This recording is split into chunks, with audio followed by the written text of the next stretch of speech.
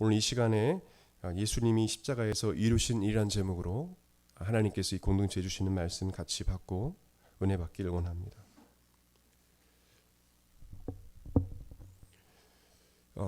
성경에 나와 있는 그 십자가의 복음, 부활의 복음은 우리 복음에서 양 날개와 같이 아주 중요한 축을 이루고 있습니다.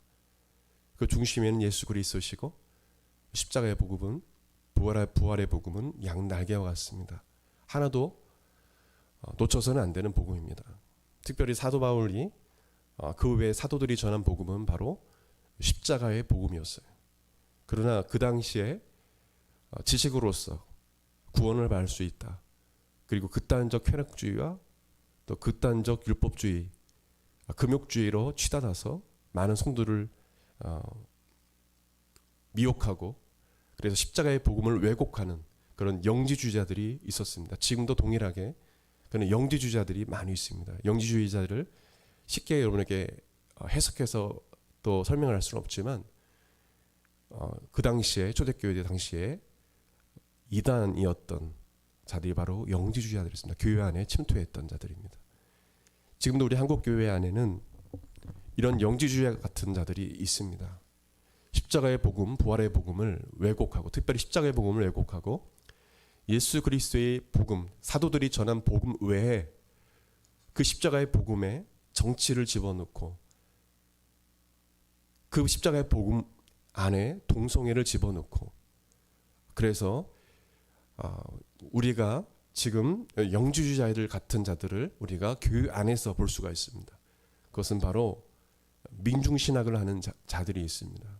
교회 안에 또 요즘에 보게 되면 총신대, 장신대, 감리대 할 것 없이 사회주의, 공산주의 사상에 물들인 민중신학을 하는 특별히 한신대에서 그걸 많이 가리키는데 이 민중신학은 우리는 이단으로 정통 교단에서는 이단으로 취급합니다. 그러나 신학교의 교수로 임명한 자들이 그 중에는 그 청년들에게 이 민중신학을 가리키고 빨간 물로 물들게 했다.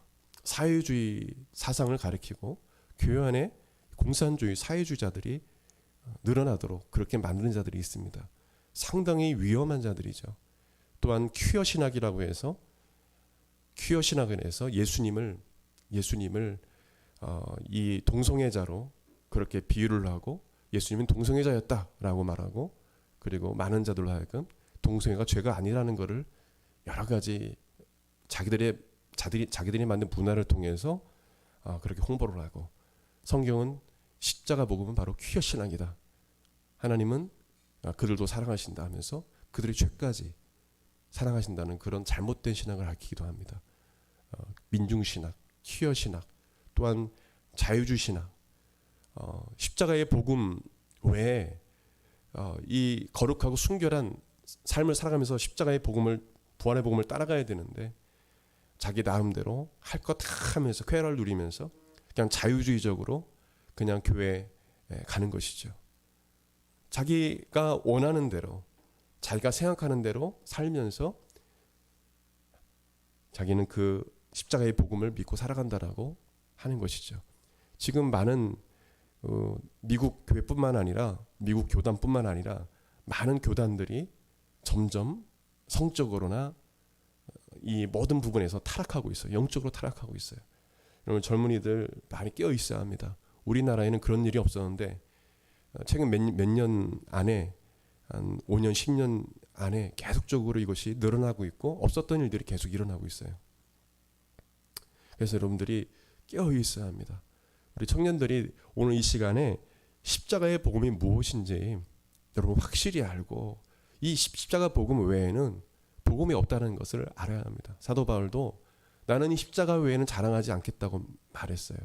내가 자랑할 것은 내가 아니라 나는 십자가만 자랑한다고 했어요. 십자가의 도가 멸망한 자들이 아주 미련하게 보일 줄 몰라도 하나님께는 되게 지혜로운 것이고 우리에게 구원을 선물로 주는 것임을 우리가 성경을 통해서 배우게 됩니다. 그래서 오늘 이사야 선지자가 몇 년 전에 약 700년 전에 예수님께서 오시기 전에 예수님에 관한 예언을 한 내용이 바로 오늘 본문의 내용이에요. 700년 전에 오실 그 예수 메시아에 대해서 말씀해 주셨는데 이사야 선지자가 성령의 감동돼서 예수님에 관해서 얘기한 선포한 이 말씀이 바로 십자가의 복음이에요. 십자가의 복음. 오늘 우리가 이 코로나 시기 속에 살아가는데요. 가장 중요한 건 뭐냐면 우리 성도들이 놓치지 말아야 할 것. 코로나 때문에 우리가 많은 사람이 두려워하고 죽음도 두려워하고 불안에 떨고 있지만 가장 중요한 건 십자가를 바라보는 거예요. 십자가에 달리신 예수님을 바라보는 거예요. 코로나뿐만 아니라 더 강한 바이러스가 와도 이 민족과 열방의 유일한 희망은 예수 그리스도세요. 왜요? 그분이 이 땅을 창조했고 온 우주 만물을 창조하셨고 그 예수님만이 진정한 해결자이시고 모든 문제 해결자이시고 그분이 해결할 수 있다라는 것. 여러분 이 복음이 확실히 여러분 안에 있어야 합니다. 이 코로나보다 더 강한 것이 온다 하더라도 여러분 예수님 붙잡아야 돼요. 이스라엘 백성들이 그들이 하나님께 범죄하여 불순종했을 때 하나님께서 불뱀을 그들에게 보내서 그들을 물게 하셨어요. 불뱀은 물리면 극도의 고통 가운데 죽게 되죠. 많은 자들이 죽어갈 때 하나님께서 모세에게 놋뱀을 장대 다서 올려라. 그리고 그를 이 놋뱀을 바라보는 자마다 살리라 말씀하셨고 그 놋뱀을 바라보는 자는 살았습니다. 살아났어요. 이 놋뱀은 무엇을 상징하느냐? 바로 예수 그리스도를 상징합니다. 그것이 신약에 와서 사도를 통해서 해석하고 증거했어요. 이 놋뱀은 바로 예수님입니다. 누군지 예수 그리스도를 바라보는 자, 누군지 예수 그리스도가 십자가에 달려 죽으신 그 사실을 믿는 자들, 그 예수님을 바라보는 자는 살 것이다 라고 말씀했어요. 여러분 육체는 언젠가는 다 죽어요. 코로나가 아니어도 여러분 제가 반드시 예언하건대 몇십 년 후에는 죽습니다. 100년 안에는 죽어요. 누구나 다 죽어요. 저도 한 3, 40년? 지금 제가 40이니까 한 4, 50년이면 죽겠네요.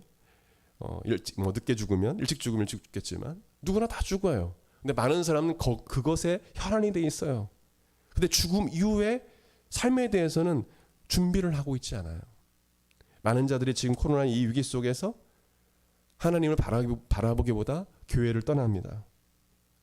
천주교로 하기도 하고 교회를 아예 떠나기도 하고 지금 우리 한국에 6만여 개의 교회가 6만 이상의 교회가 있는데 벌써 만여 개 교회가 문을 닫았어요. 코로나의 여파가 너무도 컸습니다.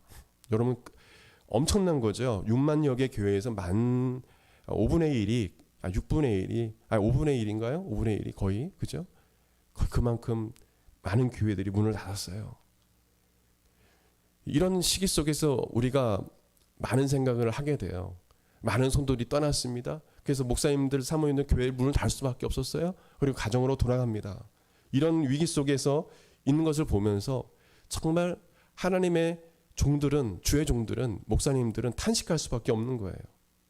이런 위기 속에서 성도들이 좀 믿음이 있었다면 주님을 바라보고 더 믿음을 가지고 더 주님께 기도하고 세상스러운 거 좀 달리 강하고 담대하면서 그렇게 살아갈 텐데 오히려 이 코로나 때문에 무서워서 벌벌 떨고 하나님을 바라보기보다는 의기소침하고 그냥 그렇게 살아가는 거예요. 그래서 교회를 떠나게 되는 분들이 많았다는 거예요.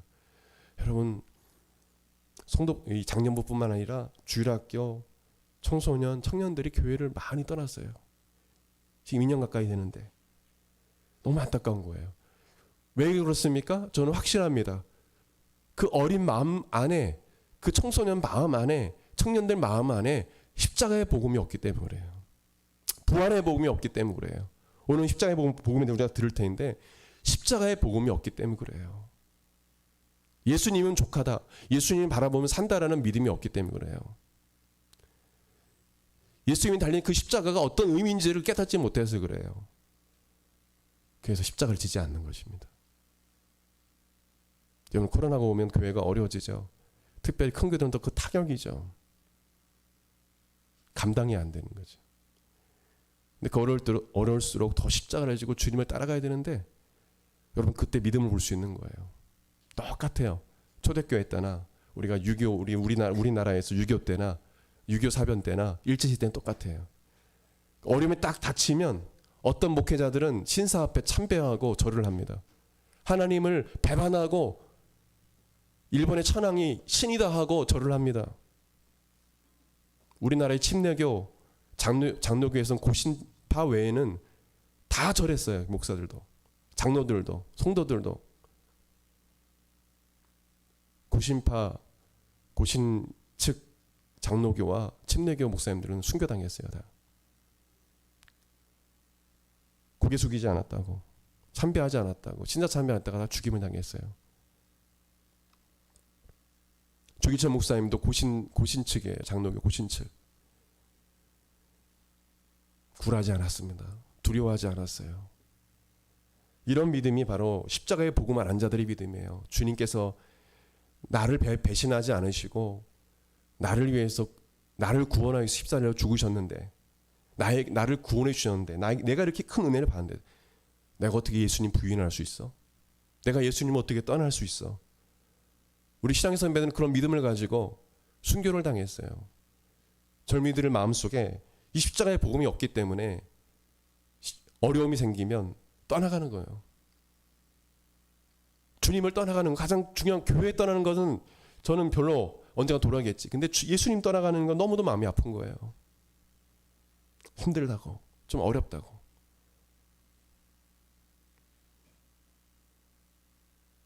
여러분, 참 비교해서 너무도 죄송합니다. 우리 때는요, 다리를 절어도 왔어요. 예? 그리고 이 추운 날 나중에 뭐 예전에는 눈이 막 이렇게 쌓여도요, 무릎까지 쌓였는데 걸어서 그냥 1시간을 걸어서 왔어요. 교회까지. 힘들었을까요? 아니에요. 기뻤어요. 교회 종소리가 나면 너무 기뻤어요. 아, 저 소리 빨리 교회 가야지. 저는 어떻게 예수님을 만났냐면은 집에서 공부를 하는데 시골에서 장로님이 종을 쳐요. 종을 이렇게 치시다가 이제 시대가 좀 변해서, 네, 그때까지 들었는데 나중엔 테이프로 종을 틀면서 무릎 꿇고 이렇게 기도를 하세요. 이 종을 듣는 사람 구원받기 바랄 수 있도록, 하나님께 돌아올 수 있도록, 교회 올 수 있도록. 근데 나중에 몰랐거든요. 저는 몰랐거든요. 그 장로님이 종을 칠 때 제가 예수님 믿지 않은 불교 신자였는데 공부를 하고 있는데 그 종소리가 집까지 들려요. 저 마을에 옛날에는 퍼졌어요. 지금은 교회에서 종소리 했다고 하면 난리치고 경찰이 출동을 할 거예요. 지금은 교회 믿는 사람조차 혐오하잖아요. 아유, 저 예수쟁이 하면서 막 욕하잖아요. 개독교라고. 근데 그때 당시 그러지 않았어요. 사람들이 아무 소리도 안 했어요. 그냥 다 이렇게 들었어요. 저도 그거를 딱 듣는 순간 어느 날 딱 듣는데, 아, 나 교회 안 가면 안 되는 그런 마음을 막 그냥 부어주시더라고요. 아, 나 교회 가야 되겠다. 막. 너무 감동이 오는 거예요. 이게 뭐지? 하고 그 감동을 받고 교회 가기 시작했어요. 그게 하나님의 인도하심이다. 나중에 봤더니 그 장로님이 깜깜한 데서 이렇게 뭐 옛날 이거보다 더 안 좋은 거죠. 예전에 그걸 이렇게 카세트 비슷한 걸 갖다가 이렇게 연결돼 가지고 스피커하고 그걸 깜깜한 불도 안 들어온 데서 무릎 꿇고 이렇게 기도하시면서 종을 치시더라고요. 테이프를 이렇게 누르시면서. 그 장로님의 기도로 제가 예수 믿게 됐어요. 교회 종소리 듣고 저는 예수 믿게 됐어요.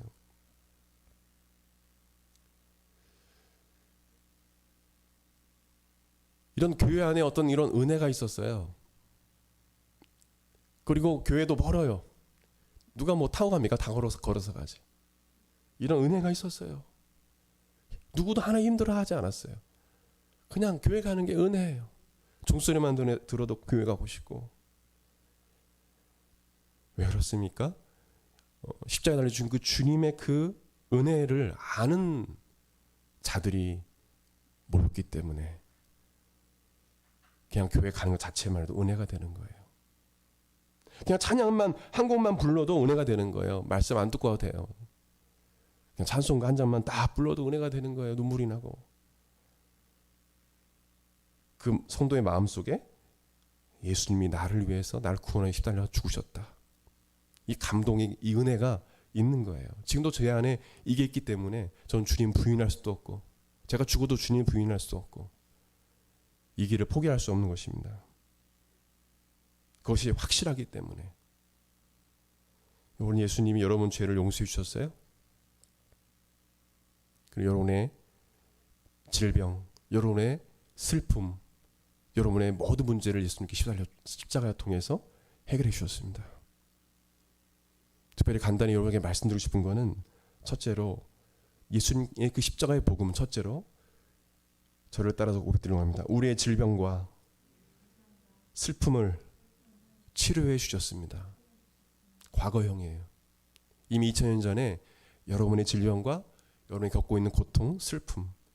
4절 말씀을 보게 되면 그는 실로 우리의 질고는 히브리어로 홀리라는 단어인데 질병을 말합니다. 우리의 질고를, 우리 병을 지고 우리의 슬픔, 이 슬픔 히브리어로 마크 오브라는데 고통, 비통, 근심, 페인을 말합니다. 우리의 고통을 당하였거늘. 여러분의 질병과 여러분의 슬픔을 예수님이 십자가에 죽으실 때 그걸 다 담당하셨대요. 아멘. 5절 말씀 보게 되면 하반절에 그가 징계를 받음으로 우리는 평화를 누리고, 우리의 질병과 슬픔을 다 해결해 주시고 그분이 징계를 받음으로 우리는 평화, 히브리어로 샬롬입니다. 샬롬. 이 샬롬은 행복, 번영을 말합니다. 예수님이 징계를 받음으로 내가 이 행복을 누릴 수 있게 되었고, 그리고 주님께서 채찍에 맞음으로 우리는 나음을 받도다. 나음을 받다는 히브리어로 여러분 라파 들어봤죠? 여호와 라파는 어떤 뜻입니까? 치료하다, 고치다라는 뜻이에요. 주님께서 우리를 고쳐주셨다 말씀하셨어요. 이 십자가의 복음은 바로 이것입니다. 그냥 단순히 교회 와서 그냥 십자가에 대해서 이론적으로 공부하고 이게 십자가의 복음이 아니에요. 복음을 아는 자들이 아닙니다. 2000년 전에 예수님께서 이미 과거에 나의 질병과 나의 슬픔, 나의 이 고통의 문제를 해결해 주셨다. 주님이 그 징계와 채찍에 맞음으로 주님이 나에게 평화를 주셨고 주님이 나를 치료해 주셨다. 과거형이에요. 과거형. 우리는 이것을 선포해야 되는 것입니다. 이것이 바로 십자가의 복음이에요. 십자가의 복음을 아는 자들은 이 사실을 믿고 선포하는 거예요. 여러분 삶 가운데 질병이 찾아올 때, 또 슬픔과 고통이 찾아올 때, 여러분 이 십자가의 복음을 깨닫고 선포하십시오. 예수님이 나의 질병과 슬픔을 해결해 주셨다. 아멘. 예수님께서 나에게 평화를 주시고 나를 치료해 준다. 주님이 채찍에 맞음으로 나는 나음을 입었다라고 선포해야 합니다. 선포해야 돼요. 여러분 사실은요, 여러분이 갖고 있는 질병과 슬픔은 불법이에요. 주님께서 우리를 궁을 여기셔서 이 질병으로 인해서 하나님께서 인간에게 재능을 주셔서 의사도 약사도 두게 하시고 그런 지혜를 주시고 총명을 주셔서 또 질병에 걸린 자들이 낫고 치료받을 수 있는 은혜를 주셨지만 또 정신과 의사도 주셔서 또 정신적으로 고통받는 자들이 나음을 얻게 해주셨지만 이건 일반적 은혜거든요. 하나님이 주신, 모든 인간이 주신 하나님의 은혜예요. 근데 사실은요, 이 우리 갖고 있는 슬픔과 우울한 마음들, 근심 걱정, 또 이 질병은 하나님 앞에서는 사실 불법이에요. 하나님의 본심은요, 여러분이 질병 가운데 고통당하고요, 슬픔 당하고요, 우울해하고요, 마음 상처 입고 그런 걸 주님 원치 않으세요. 그건 하나님의 본심이 아니에요. 아담과 하와 때부터 우리 인간이 하나님께 범죄하여 하나님께 불순종함으로 말미암아서 사탄의 꾀임에 넘어가서 에덴 동산에 쫓겨나서 그때 이후로 여자는 해산의 수고를 하게 되고 남자는 땀을 흘리면서 수고해야 돈을 벌 수 있고 땅을 기경해 살 수 있는 그 시대가 된 거예요. 그런 삶을 살게 된 거예요. 저와 여러분의 불순종으로 말미암아 얻어진 게 바로 질병과 슬픔과 고통인 거예요. 여러분 끝날 때까지, 여러분 주님 나라 갈 때까지 계속될 거예요. 안타까운 일이지만. 그러나 하나님의 본심은 아니라는 것. 그래서 여러분 이 십자가의 복음을 아는 자들은 어떻게 말합니까? 소아마비가 왔어요. 또 귀가 안 들려요. 눈이 안 보여요. 간질이 생겼어요. 근데 병원에 가도 이게 낫지가 않아요. 아무리 치료되지 않아요. 그런 가운데서 어떤 자들은 하나님을 신뢰해요. 하나님 원망하지 않아요. 하나님 공평하신 하나님이라고 고백하면서 눈물을 흘려요. 그리고 감사하며 살아가요. 어떻게 그것이 가능할 수 있을까? 불가능한 일이지 않습니까? 그 사람에게 십자가의 복음이 있기 때문에 그렇습니다.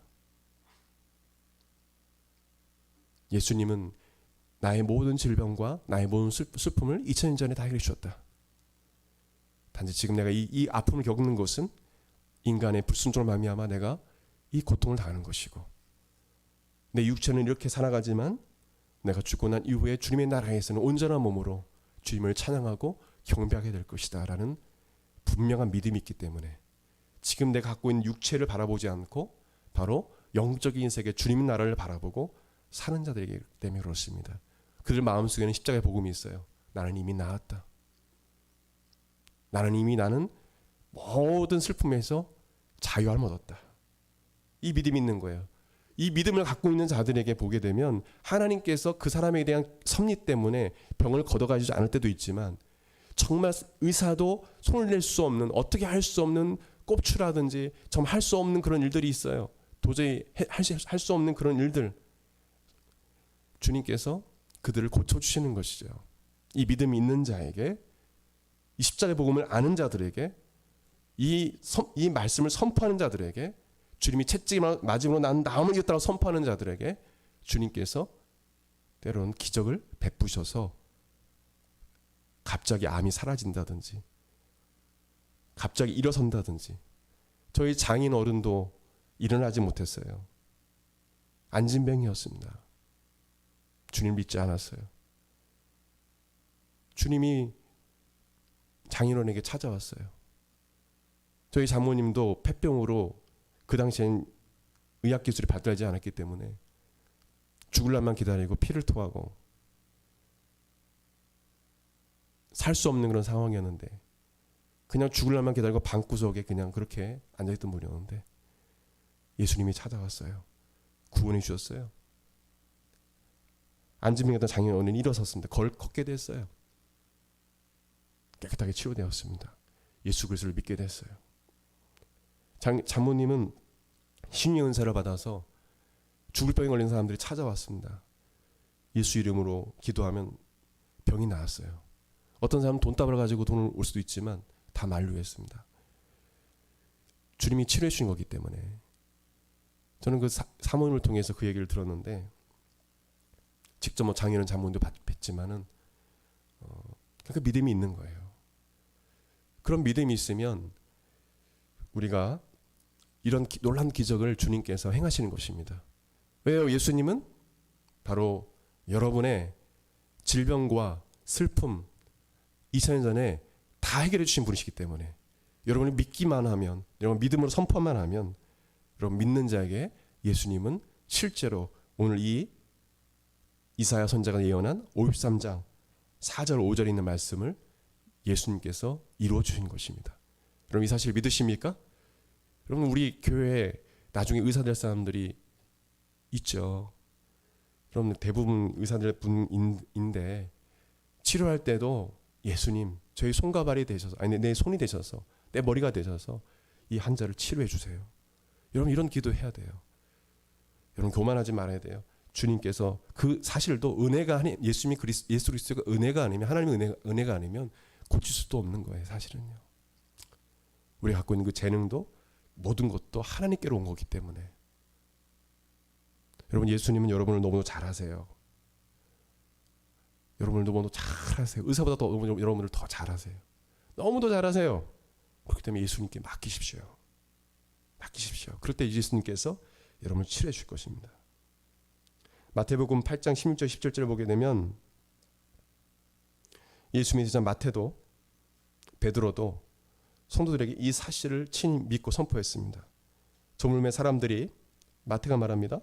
귀신 들린 자를 많이 데리고 예수께 오거늘 예수께서 말씀으로 귀신을 쫓아내시고 병든 자를 고치시니, 이런 선지자 이사야를 통하여 하신 말씀에 우리의 연약한 것을 친히 담당하시고 병을 짊어지셨도다 함을 이루려 하심이더라. 이렇게 선포합니다. 베드로도 말합니다. 베드로전서 2장 24절에 그가 채찍에 맞음으로 너희는 나음을 얻었으니라고 성도에게 선포합니다. 우리가 선포할 게 이거예요. 목사님, 저는 낫지 않았는데요. 예수님 향한 확실한 믿음을 가지고 선포하십시오. 아멘. 예수님 반드시 치료해 주시는 분이세요. 주님의 섭리 아래에 있는 거예요. 주님이 말씀하시면 낫는 거예요. 예수님의 은혜로 우리가 살아가는 것입니다. 때로는 주님은 의사를 통해서 낫게 해주시기도 해요. 수술하고 나서 말하죠, 의사가. 이건 불가능한 일인 것 같은데 하나님 은혜로 수술이 잘 됐습니다. 하나님의 은혜죠. 약을 1년치 먹어야 되는데 한 달치 먹고 깨끗이 나았어요. 의사가 말하죠. 하나님 은혜입니다. 이거는 나을 수가 없는데요. 사라졌습니다. 이런 일들이 구름같이 허다한 증인들이 너무도 많아요. 우리 신앙의 선배들은 다 그것을 경험한 자들입니다. 저 또한 그런 걸 경험했어요. 주님께 기도해도 별다른 변화와 이게 하나님 침묵할 때도 있습니다. 그럴 때도 저는 낙심하지 않습니다. 의심하지 않습니다. 절대 포기하지 않습니다. 포기하지 않고 예수님을 찾습니다. 여러분, 예수님을 간절히 찾으십시오. 주님 우리에게 분명히 말씀을 통해서 말씀하십니다. 너의 모든 질병과 모든 슬픔을 내가 해결해 줄 수 있다라고 선포합니다. 아멘. 이미 너의 질병과 슬픔을 다 해결했다라고 말씀하세요. 그럼 나중에 훌륭한 의사가 되어서 이 사실을 믿고 한번 수술을 해보십시오. 한번 병자를 고쳐보십시오. 그 마음을 가지고 기도하는 마음으로 해보십시오. 아마 소문난 병원이 될 거예요. 왜? 주님이 나를 통해서 역사하시기 때문에. 여러분, 누가도 의사였지 않습니까? 그죠? 예수님의 제자가 의사였잖아요. 그 누가 의사가 예수님의 기적을 봤을까 안 봤을까요? 놀란 기적을 많이 봤죠. 의사임에도 불구하고 믿을 수밖에 없는 거죠. 예수님은요, 어떻게 보면 영적인 의사세요. 치료자세요. 그러니까 예수님과 가까운 자들이 보면 의사예요, 의사. 예수님과 가까운 자들이. 예수님은 치료자시거든요. 힐러예요, 힐러. 그래서 많은 자들이 병원에 가는 것 같아요. 그와 같이 많은 자들이 예수님을 찾았으면 좋겠어요. 많은 의사들이 예수님을 부르십시오. 저는 수술을 하는 집도자에 불과하지만 예수님께 치료해 주실 것입니다. 예수님을 찾으십시오. 그럼 치료가 급속하게 일어날 것입니다. 라고 믿음으로 선포하는 의사들이 되십시오. 예수님은 힐러예요. 우리가 이 사실을 잊고 살아서는 안 됩니다.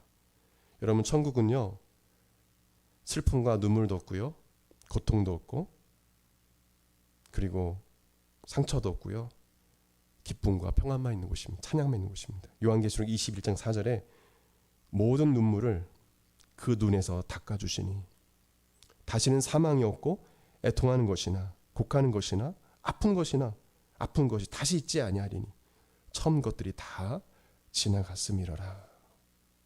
우리 신앙의 선배들은 항상 이 고통도 눈물도 사망도 없는 저 천국을 바라고 살아갔어요. 그렇게 순교를 당했습니다. 여러분, 주님의 나라는 여기 있다 저기 있다 하지 않습니다. 여러분, 죽으면 가는 곳이 바로 주님의 나라가 그것만이 아니라 주님의 나라는 여러분 안에 있습니다. 그래서 누가복음 17장 20절 21절에 이렇게 말씀하세요. 바리새인들이 하나님의 나라가 어느 때에 임하나이까 묻거늘 예수께서 대답하여 이르시되 하나님 나라는 볼 수 있게 임하는 것이 아니요 또 여기 있다 저기 있다고도 못하리니 하나님의 나라는 너희 안에 있느니라 말씀하셨어요. 여러분 안에 성령님이 계시면 하나님이 계신 곳은 천국일까요? 지옥일까요? 천국이죠. 여러분 안에 성령님이 예수님이 계시다면, 하나님이 계시다면 여러분 마음이 바로 천국인 것입니다. 천국인 거예요. 천국이, 주님의 나라가 여러분 마음속에 이미 임한 것입니다. 주님의 나라는 우리가 성경 공부를 했죠? 어떤 걸 말합니까? 성경 공부에서 여러분 기억나는 사람 있어요? 주님의 나라, 하나님 나라에 대해서 우리가 참된 제자학교에 1과 2과 3과 아마 배웠을 거 기억나는 사람, 공부한 사람 없나 보다. 주님의 나라는 어떤 걸 의미합니까? 주님의 통치를 말해요. 주님이 통치하는 나라가 주님의 나라라 해서 주님의 나라가 임하시옵소서라는 이 고백은 어떤 뜻입니까? 주님의 통치가 이곳에 있게 하여 주옵소서. 주님이 이곳을 통치하여 주옵소서. 여러분 주님이 거하시는 여러분의 마음은요, 영혼은요, 주님이 통치하는 곳이에요. 아멘. 그래서 그 예수님이 주인이 되셔야 돼요. 주님이 통치할 때 여러분 안에는 천국 가기 전에, 우리가 실제로 천국 가기 전에 천국을 경험하게 되는 것입니다. 아멘. 이 사실을 깨닫는 우리 신앙의 선배들, 여러분 주변에 있는 사람 너무도 많아요. 내가 정말 불안하고요, 정말 죽고 싶었는데요, 제가 하나님께 기도했더니 정말 세상이 줄 수 없는 평안을 저에게 주시더니 저에게 확신을 주시고, 목사님 제가 해결 받았어요. 저 또한 젊을 때 마음이 힘들고 어려울 때 하나님께 부르짖어 기도했어요. 그럼요, 주님의 나라가 임해요. 통치가 임해요. 여러분 그건 세상이 줄 수 없는 평안입니다. 돈으로서 줄 수 없는 것 있는 게 아니에요. 명예와 이런 권력으로 얻을 수 있는 것이 아닙니다. 주님의 나라 가운데 있는 그 평안이, 그 기쁨이 내 안에 샘솟는 거예요. 그냥 평안한 거예요. 그래서 우리 믿는 사람은 죽을 때 평안에 가는 거예요. 목사님 천사의 찬양 소리가 들리지 않습니까? 목사님 하나님이 보입니다 하고 가시는 거예요. 제가 하는 말은 실제로 했던 분들의 말이에요. 찬양 소리가 들려요 하고 가는 거예요. 웃으면서. 주님의 나라가 그 속에 임하고 실제로 주님의 나라가 죽을 때 임하는 것입니다. 이건 세상이 줄 수 없는 평안이에요. 이런 평안이 우리 믿는 자, 우리 성도들에게 임하는 것입니다. 주님의 나라가 여러분 안에 있습니다. 단 뭐냐면 하나님이 여러분 마음을 통치하셔 주셔야 돼요. 주인이 되셔야 돼요. 그때 진정한 평안이 있습니다. 여러분 마음속에 하나님이 주인이 되지 않을 때는 막 온갖 일들이 막 터집니다. 터져요. 그냥 어떻게 감당이 못해요. 늘 불안하고 잠이 안 오고 잠도 못 자고 막 근심 걱정. 근데 주님이 통치하면 평균을 이뤄요. 평균. 삶의 안정이 딱 돼요. 마음의 질서가 딱 잡힙니다. 큰일 있어도 그래요? 하면서 기도해요. 그렇게 불안해하지 않습니다. 여러분 믿음의 사람들 보십시오. 큰일 생겨도 그렇게 크게 불안하지 않아요. 왜요? 주님이 통치하시기 때문에, 그 마음을 지켜주시기 때문에. 여러분이 여러분 마음을 지키는 게 아닙니다. 주님이 여러분 마음을 지켜주시는 거예요. 주님이 여러분의 삶을 통치하고 주인이 되셔야 통치할 거 아닙니까? 여러분 마음을 지켜줄 거 아닙니까? 그냥 주님, 제가 마음을 지킬게요. 그 지켜집니까? 말씀해 보니까 생명의 근원이 마음에 있다. 마음을 지키라고 했지. 내가 마음을 지켜야지. 지켜집니까? 또 좌절하죠. 여러분의 마음은 바로 성령님이 지켜줘야 돼요. 예수님이 지켜야 됩니다. 아멘. 여러분 그거 자체 교만인 거예요. 난 마음을 지킬 수 있어. 내가 이 말씀을 알거든요. 목사님, 내가요 마음 지킬게요. 저는 그거 안 믿어요. 여러분 마음은요 성령님이 지켜주는 거예요. 우리는 너무 연약합니다. 너무 연약해요. 주님을 위해 순종하겠다고 뒤돌아보면 내 인생을 보면 늘 뭐냐면 넘어지는 거예요. 왜요? 성령님을 의지하지 않으니까. 주님이 이런 마음을 통치할 때 여러분 주님의 나라를 경험하게 되는 것입니다. 마가복음 16장 17, 18절 말씀 보게 되면 믿는 자들에게 이러한 표적이 따르니 곧 그들이 내 이름으로 귀신을 쫓아내며 새 방언을 말하며 뱀을 집어올리며 무슨 독을 말지라도 해를 받지 아니하며 병든 사람에게 손을 얹는 즉 나으리라 말씀하셨어요. 아멘. 이 믿는 자들은 바로 예수님을 주인으로 모시고 사는 자들입니다. 확실히 믿는 자들이에요. 십자가의 복음이 확실한 자들입니다. 주님이 역사하면 귀신도 떠나가고 고침받는 믿음이 있는 자들입니다. 오늘 살고 있는 많은 이 성도들과 많은 청소년들과 젊은이들이 교회는 다니고 있고 성경 공부를 하고 있지만 이 말씀을 믿지 않아요. 믿는 자들에게 이런 표적이 따르니 그들이 내 이름으로 귀신을 쫓아내며 새 방언을 말하며 뱀을 집어올리며 무슨 독을 말지라 해를 받지 아니하며 병든 사람에게 손을 얹즉 나으리라. 여러분 이 말씀 믿으십니까? 아멘. 여러분 믿지 않기 때문에 교회에 주님의 역사가 일어나지 않는 거예요. 읽고 나서 말씀 듣는데 나중에는 노멘. 그때만 아멘이에요. 돌아서면 노멘이에요. 믿지 않아요. 그냥 귀신이 하고 조롱하고 따라다니는 거예요. 여러분 정말 믿음이 있습니까? 십자가에 대한 확실한 믿음이 있어요? 예수님이 정말 여러분의 모든 질병과 슬픔을 담당하셨다는 걸 확실히 해결했다는 걸 확실히 믿으십니까? 이런 걸 믿음이 있으면 귀신도 떠나가게 되는 거예요.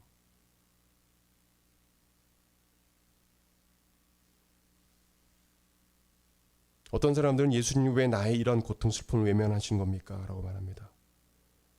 예수님이 계시다면 왜 나에게 이런 일이 일어날 수 있습니까? 예수님이 살아계시다면 왜 이렇게 억울한 일을 겪게 하십니까? 예수님은 왜 나의 상처를 치료해 주시지 않나요? 예수님은 나를 외면하시는 겁니까? 왜 침묵하시는 겁니까? 라고 질문합니다. 그러나 이러한 질문은 예수님에 대한 불신앙에서 나오는 말들입니다. 예수님은 결코 여러분의 고통과 슬픔을 외면하시는 분이 아니세요. 히브리서 4장 14절 15절 말씀 보게 되면 우리 대제사장은 예수님 말합니다. 우리의 연약함을 동정할 수 없는 분이 아니십니다. 오히려 그분은 모든 점에서 우리처럼 시험을 받으셨습니다. 그러나 죄는 없으셨습니다. 그러므로 우리는 불쌍히 여김을 받고 때를 따라 도우시는 은혜를 받기 위하여 담대하게 하나님 보좌로 가까이 나아갑시다. 예수님은 여러분을 위로하시는 분이세요. 여러분이 겪고 있는 고통, 슬픔을 공감해 주시는 분이세요. 결코 외면한 분은 아닙니다. 오늘 히브리서 이 말씀도 기록하 있지 않습니까? 여러분의 연약함을 공감해 주신다.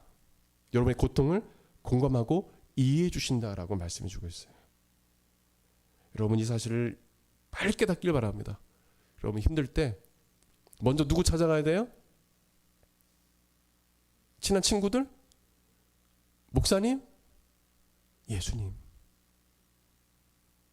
예수님 먼저 찾아가야 돼요. 예수님이 여러분의 모든 것을 이미 아셔요. 그리고 예수님께 다 얘기해요. 시편의 다윗처럼 억울한 것도 막 얘기하고 하나님 나 이거 누가 이거 했는데 저 너무 기분 나빴고요.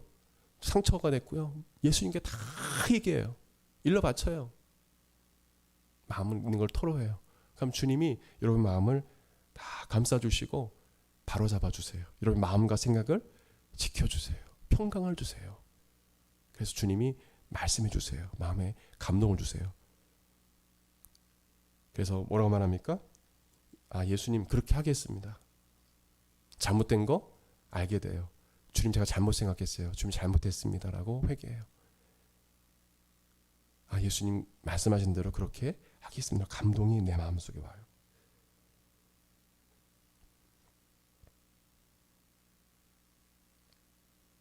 마지막으로 시간이 많이 지나서 두 번째로 십자가의 복음은 바로 우리의 허물과 죄를 사해 주셨다는 것입니다.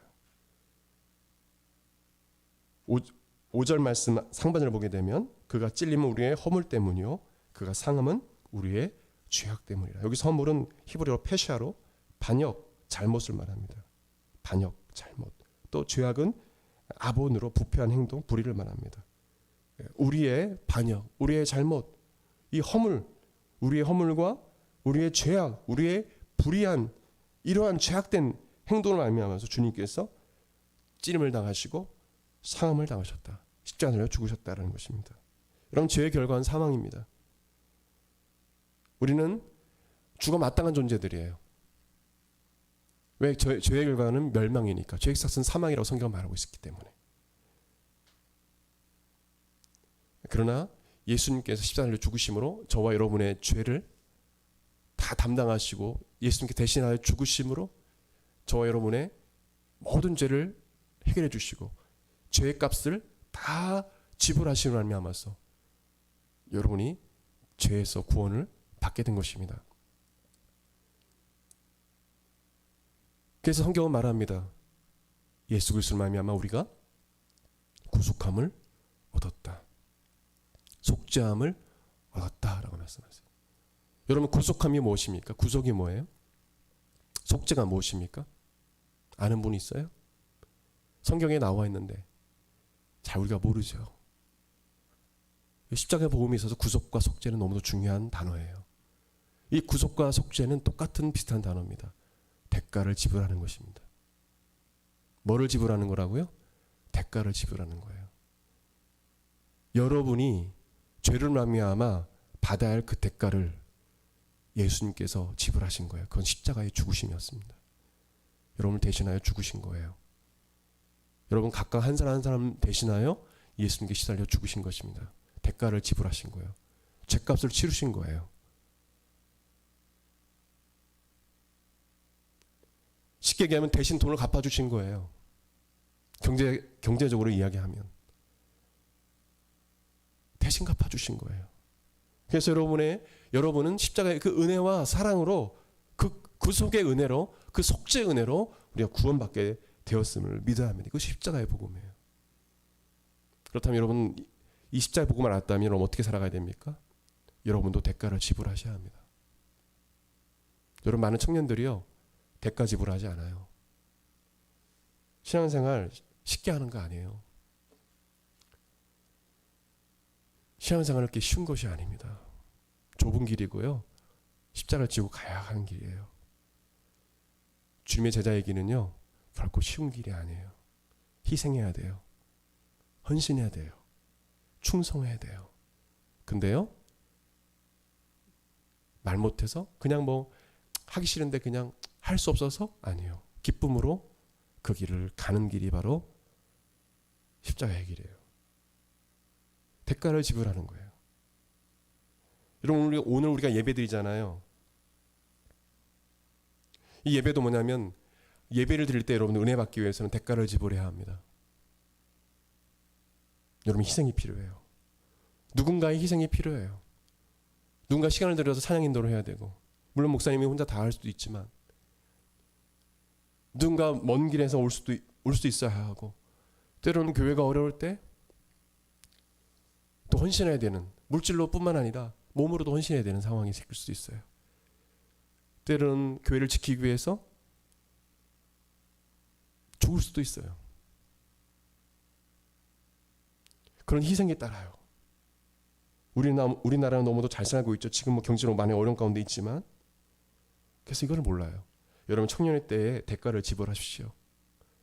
여러분 예수님의 십자가의 복음을 깨닫는 사람이라면 대가를 지불해서 여러분 은혜 받기 바라요. 여러분 대가를 지불하지 않고서는 여러분 결코 여러분의 믿음이 성장할 수 없어요. 그냥 편안하게 신앙생활 한다고 여러분들이 신앙 성장할 것 같으면 절대 그렇지 않습니다. 늘 그 자리일 것입니다. 저도 목회를 하고 청년 때를 보내고 목회를 하면서요 대가를 지불했습니다. 오래 참아야 됐고 인내해야 됐고 알면서도 기도해야 됐고 그리고 수많은 모함을 당해도 용서해야 됐고 참아야 됐고 한 영혼의 구원을 위해서라면 희생해야 됐고 젊은 날에 그런 고통이 저에게 있었습니다. 대가를 지불할 때 진짜로 원수를 사랑할 수 있게 되었어요. 원수를 사랑할 수 있게 되었어요. 십자가의 사랑이 무엇인지 알게 됐어요. 여러분들도 예수님처럼 대가를 지불하십시오. 신앙생활에서 그냥 편하게 신앙생활 하고 하지 마세요. 여러분 성경 보는 거 어렵잖아요. 응? 시간을 들여서 하기 어렵잖아요. 때로는 피곤하기도 하고 그냥 자고 싶고 기도하는 것도 그냥 짧게 기도하고 자지. 근데 대가 지불하자면 신앙이 성장하지 않습니다. 주님이 여러분을 사용할 수가 없어요. 여러분 하나님께 쓰임받는 사람들 보십시오. 다 대가를 지불한 자들이에요. 주님이 나를 위해 대가를 지르셨는데 죽기까지 하셨는데 내가 주를 위해 이거 하나 못하겠느냐.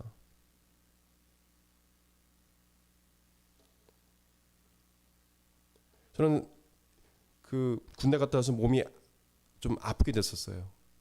또 그 군대에 가서 좀 얼굴도 좀 성형 수술을 할 정도로 좀 안 좋았었어요. 근데 성형 수술이 좀 잘 안 됐거든요. 군에서 좀 제가 이 상처를 입어가지고 수술을 좀 했었어요. 그래서 성가대를 해야 되는데 베이스가 많지가 않아요. 제가 해야 되는 거예요. 근데 마스크를 쓰고 다닐 수밖에 없는 상황이었어요. 대부분 수술을 하면은 안 하잖아요. 근데 저에게 주어진 사명이잖아요. 청년 때, 대학교 때 마스크를 쓰고 갔어요. 마스크를 쓰고 갔어요. 그래서 그 자리를 지켰어요. 마스크를 쓰고 찬양했어요. 저 청년이 왜 저러고 있을까라고 하는 사람도 있었을 거예요. 근데 그 자리를 지켰어요. 그리고 맡겨진 사명을 감당하고 또 명절이 되면 그때 집으로 내려갔어요. 누구한테 신앙을 자랑하려고 그런 것도 아니었어요. 저는 1대1로 예수님께 그렇게 헌신하고 싶었어요. 누가 보던 보지 않던 칭찬을 받으려고 하는 것도 아니고 그냥 주님께 받은 은혜가 너무 컸기 때문에 이 정도야. 그 대가를 지불해야지. 내가 어떻게 그 사랑의 빚진 자로서 그 십자가의 사랑의 그 대가, 그 내가 어떻게 잊고 살 수 있어? 주님은 나를 위해 죽으셨는데 이거 아무것도 아니야. 그렇게 살았어요.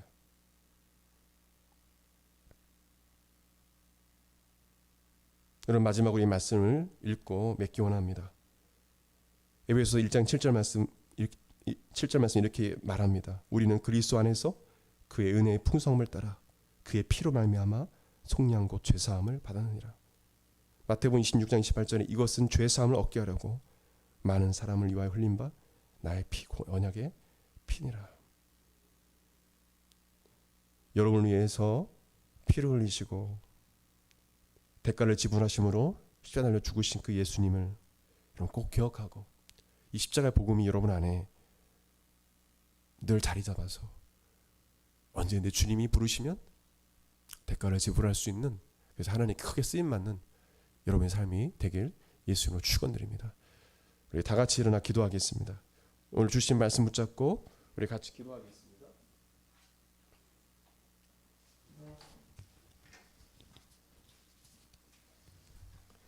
예수님이 나의 모든 질병과 슬픔을 2000년 전에 이미 해결해 주셨음을 믿습니다. 그렇게 믿고 선포하겠습니다. 수많은 사도들도 그렇게 선포하고 살았어요. 그럴 때 기적이 일어났습니다. 병자가 일어났습니다. 귀신이 떠나갔습니다. 믿는 자에 따른 표적이 일어났습니다.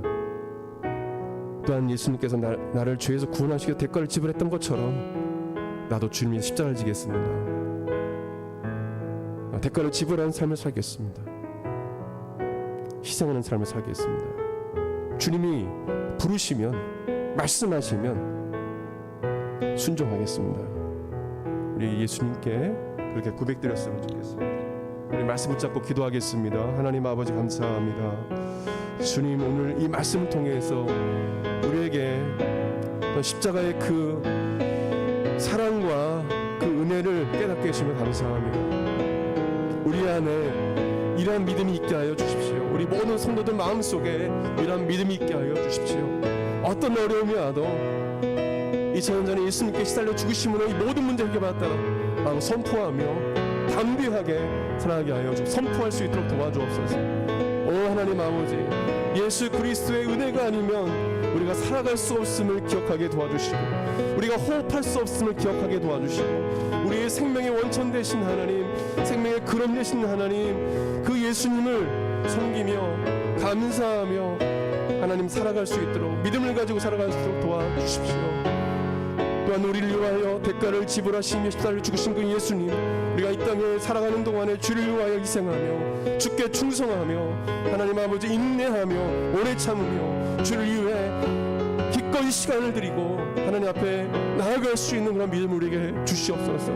하나님 아버지, 그리스도의 군사로서 강하고 담대하게 하여 주시옵소서. 강하고 담대한 믿음을 우리 모든 성도에게 부어 주시옵소서. 흔들리지 않는 믿음, 견고한 믿음을 하나님 이들에게 부어 주시옵소서. 감사합니다. 귀하신 예수 이름으로 기도드립니다. 아멘.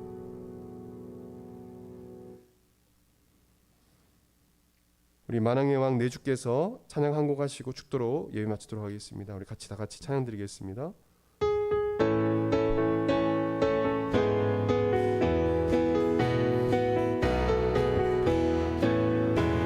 만왕의 왕 내주께서 왜 고초당했나,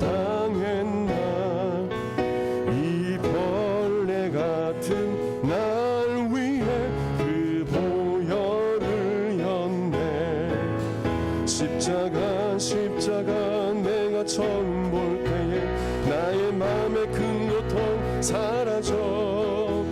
오늘 믿고서 내 눈 밝았네. 참 내 기쁨 영원하도다. 주 십자가 못 박힘은 속죄함 아닌가.